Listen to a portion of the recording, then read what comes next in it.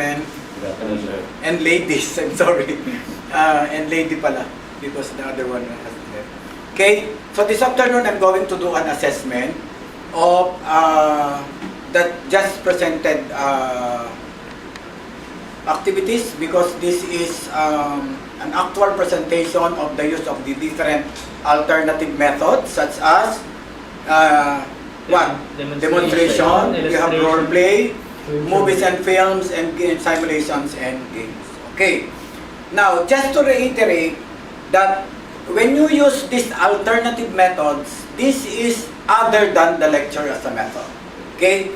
Now, the information and the learning which are coming from what you are teaching, say, the focus or concentration of the lesson, learning is coming from what your students will see, will feel, and that what will they do. Because the alternative method is learning by doing. So in other words, they learn it by themselves. So what they see, what they feel are the actual learnings, not from you.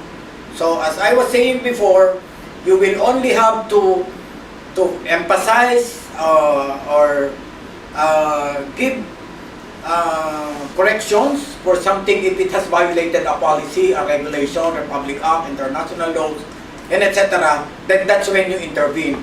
Because since this is a learning experience approach, the learning will be depending on how they see it, on how they feel it, no? So based on your presentation, okay?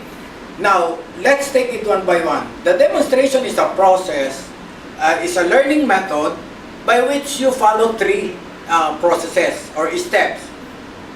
So the teacher presents and the students watch. So they learn from what you're doing.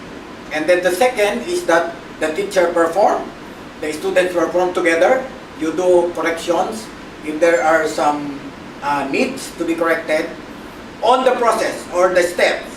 And then the last one is the students perform, the teacher watches. Okay? But that's not enough. It is not yet finished. Because you have to check on the learnings. How are you going to do that? So ask students to perform by themselves. Okay?